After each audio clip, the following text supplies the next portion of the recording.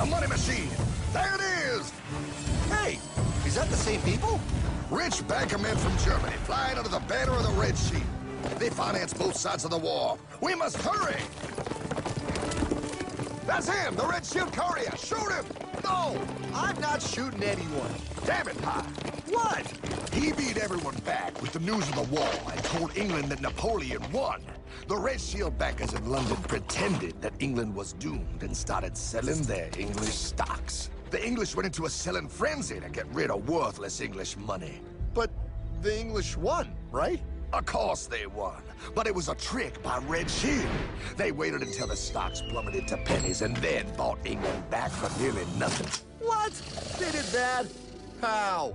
When the English leaders found out, they had no choice but to give themselves over to the Red Shield. Their money was gone, and they were slaves to the Red Shield war debt. Since that time, the English have been paying their national taxes directly to the Red Shield private bankers. The people have no idea. But the bankers bragged about what they did to us, laughing at us all the way to the bank. Why, it's the best business I've ever done. If I can control a nation's wealth, I care not who makes its laws. Oh, is this what Jefferson wanted to show me? No, Pyle. Look. They're in America, too? The Red Shield banks are here, Pyle. Seeking a way to conquer our American dream. The dream you have, Pyle. The dream of free men. They tried to take over our country many times and failed because Jefferson and the Patriots vowed to stop the evil tyrants at all costs. By authority of eternal God, he would not let the bankers win here. To preserve our independence, we must not let our rulers load us with perpetual debt. We must make our choice between economy and liberty or profusion and servitude. Wow. I place economy among the first and most important of Republican virtues, and public debt is the greatest of the dangers to be feared.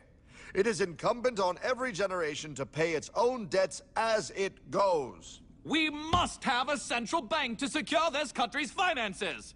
If the American people ever allow private banks to control the issue of their money, first by inflation and then by deflation, the banks and corporations that will grow up around them will deprive the people of their property until their children will wake up homeless on the very continent their fathers conquered. Jefferson, you're mad. This country will have a central bank. Who's that? America's first Secretary of Treasury. Alexander Hamilton? Not for long. Aaron Burr, Thomas Jefferson's vice president. They didn't take too kindly to our first Sec Treasury. Sweet shot, Burr. The first attempt at a central bank only lasted 20 years and we shut it down. But the bankers tried again against Old Hickory President Andrew Jackson. You are a den of vipers and thieves. I intend to rout you out. Then by the eternal God, I will rout you out. After surviving an assassination attempt, Jackson finally defeated the bank in 1836. When asked what was the greatest accomplishment in his life, Old Hickory replied, I killed the bank. And those were his last words. I killed the bank. And with real money backed with real gold, our country experienced the greatest boom in any nation's history. Oh, it was beautiful, pal. But the bankers, greedy for more power and wealth, were concocting their most ambitious plan yet to once and for all take control of the finances of the United States. In 1910, a secret meeting was held at the J.P. Morgan estate on Jekyll Island off the coast of Georgia. This meeting was so secretive, so concealed from government and public knowledge that the 10 attendees used code names. I am clearly the richest man, so I should be the one to run the super-secret central bank. I own all the oil in America. I'm clearly richer than you will ever be, hula girl. I should run the super-secret central bank. You're nothing compared to me, lube job. I shall run the secret bank. Silence! Supreme Master Leader, I didn't know you were gonna be here. I'm not. Neither are you, dumbass. Oh, yeah, right. He's so smart. None of you shall run the bank. We have failed in the past because of openness. This time, the key to success is secrecy. The people must believe that they run the bank. Yes, brilliant! A sneak attack. What's the plan? We first create panic, then we show them the solution. With our man in office and well-planned timing, we will have our central bank. And so the people think it is theirs. We shall christen it Federal. The Federal Reserve.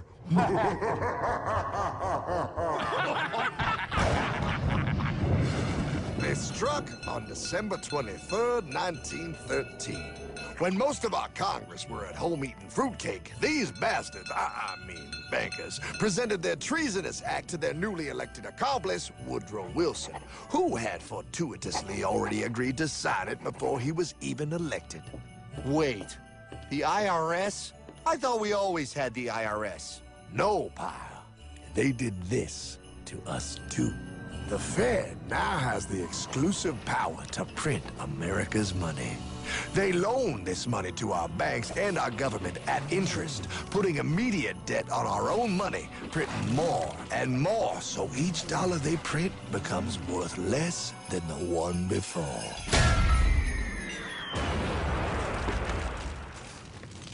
Merry Christmas. What in the hell is that? That, pie, is how our government now must pay back these debts to the Fed. Your taxes do not go to your government. They don't? It's the greatest theft in human history. But, oh, okay, I mean, I sort of get what you're saying, but it's all so confusing. And really, Hartman, I don't see how it affects me at all. If I had more money, none of this would have happened. Hartman?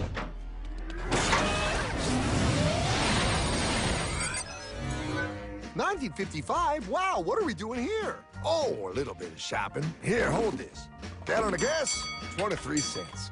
Postage stamp, 3 cents. Ounce of gold, $35.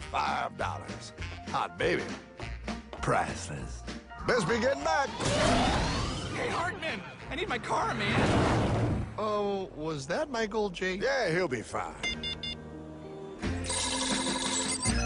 Now, pal, would you agree that you have the same exact things you had in 1955? Yeah, 1 stamp, 1 gallon of gas, 1 ounce of gold, and 1 home. Wow, we just made a lot of money. Hey! Gotta pay your taxes. Bet it's nice to have made all that money. Wait, that isn't fair. Now I actually have less money. I can't even go buy the things I just sold. The IRS and the Fed's inflation work together, pal. They aren't just taxing gain, they are taxing their inflation. You are no richer than you were in 1955. Now, does that sound fair or American to you? Yeah, but I mean, who doesn't hate taxes? I hate the IRS anyway. Pal, the higher they make the inflation, the more your money they take. It's thievery. You're not paying taxes on any more. You are paying taxes on the same, and now you have less. They take our property away right in front of our eyes, just like Thomas Jefferson said they would. What's that? Oh, they found us! Quick, my sword! What sword? We don't need your banking machine! I'll condemn you to die, damn it! Die! Pile! Bernanke bogey on my 9! Take him at his knees!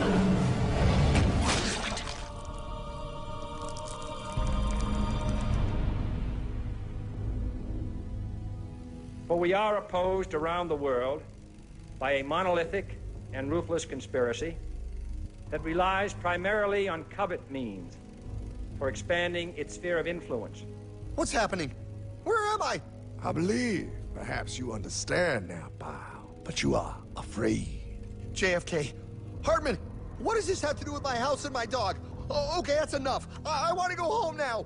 This is the last president to stand up to the Fed. You must see. On June 4, 1963, President Kennedy signed Executive Order 11110. This executive order empowered the U.S. Treasury to issue real money without the Fed. It would have worked. Kennedy's plan to dismantle the Federal Reserve machine had begun. But 6 months later, John F. Kennedy went to Dallas and never returned. No way. No way they could do that. The new president, Lyndon Johnson, threw out Kennedy's order. And since JFK, no president has dared confront the secret powers behind the Federal Reserve. They consolidate bigger and bigger banks, print more and more money, accountable to no one, decimating our nation's wealth for the benefit of a few. Why? Why do this? If they hurt us, it hurts the global bankers too.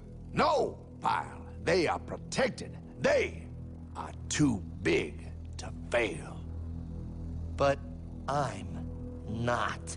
Those sons of bitches! Sons of bitches all.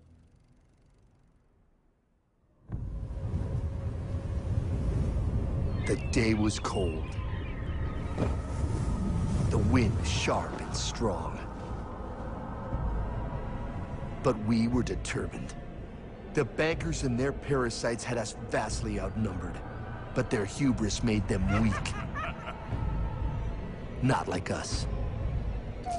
Not like this band of immortals we have assembled. We have come to take back our... Hardman? Is that... My dog. Oh, Then the inevitable. The Money Kings could ignore us no longer. They sent an emissary, a cog in their machine of greed to bring about our submission. Hank Paulson. Hardman, this is blasphemy. We own the corners of the earth. It is futile to challenge us. Oh, I've seen that look before. That of a predator taking in the scent of its prey. Bold, fearless, the look of a free man. You have come far, Hardman. Farther than most. Be smart now. Join us. We will bring you money, power, everything you want. You can be one of us, if you will kneel.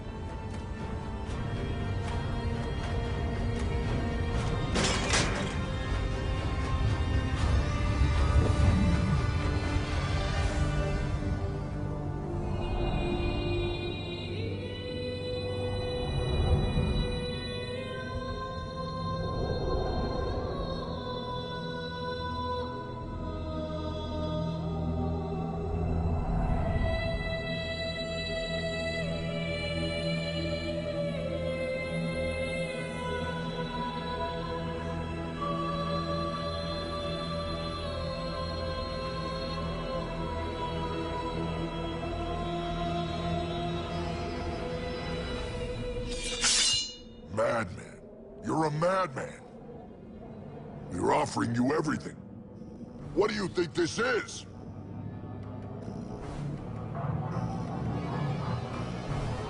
This is America!